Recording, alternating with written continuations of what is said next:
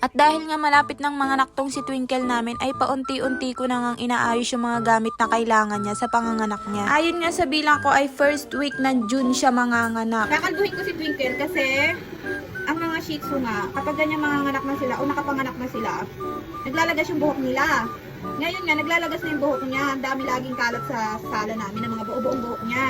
Kasi nga kapag ganito ng buntis, tapos yan manganganak na, naglalagas talaga yung buhok nila, kaya mas okay talagang kalbuhin kasi magpapalit naman yan sila ng buhok. Siyempre nga tulad ng nakasanayan, ako pa din naman ang magpapaanak dito. Sino pa ba? Wala namang iba. Charis. Eto nga mga pansapin na gagamitin ko ay mga nga lang to, yung mga damit na hindi na ginagamit. Kasi pagduduguan niya lang naman to. Kumbaga itatapon after niyang manganak, tas iba pa rin yung magiging sapin nila after niya ng manganak. At syempre, kailangan tong mga to, eto kailangan to. Hindi ko na iisa-isahin. Basta ayan yung mga ginagamit ko pag magpapaanak ako ng aso ha.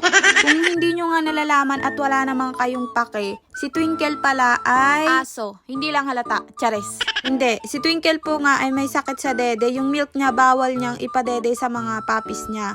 At napacheck up ko na siya noon at wala nga daw gamot yun. Talagang nasa, alam niyo, nasa na ng mother yun. Kumbaga bawal talaga siya magpadede. Kasi bacteria yung laman nun. Kaya nga pinapadede ko na lang sila sa bottle. At ang gagamitin ko ngang milk para sa kanila ay itong goat milk. At dahil nga nung last puppy niya ay mga namatay nga, kaya naman gusto ko silang maglakihan ng malulusog at hindi sila magkasakit kahit hindi milk ng mother nila ang nainom nila. Pinilihan ko sila netong puppy boost na nagkakahalaga nga ng 900 plus. Pero iba pa rin kasi kapag milk talaga ng mother nila. Kaya nga kapag ganito, kailangan talaga ng alalay ng mas, alam nyo yun, sapat na nutrisyon para sa puppy. At saka magandang gatas, ganun. At dahil nga bawal siya magpadede, ang ginagawa ko nga noon ay hinihiwalay ko talaga sa kanya yung mga puppy niya. Kaso nga naaawa ko kasi nai-stress talaga siya, umiiyak talaga siya. Wala talaga akong magawa kasi bawal talagang dumede sa kanya yun. Kasi bacteria nga yung laman ng milk niya. Pag nadede yun, mamamatay talaga yung mga puppy. May time pa na dinadamitan ko siya kaso nakakapuslit pa rin talaga. Ang gagaling talagang sumiksik ng mga puppy. Kasi nga nangyari yun, kahit nilagyan ko na siya ng pangmalakasang damit, nalingat lang ako. Pagbalik ko, dumidede na sa kanya yung mga puppy niya. May time pa na talagang kinover ko yung dede niya para nga hindi makadede yung puppies kasi nga para makatabi niya kasi nga naaawa ako. Kaso ganun pa din, talagang nakakadede itong mga puppies. Kaya nga, imbis na ihiwalay ko,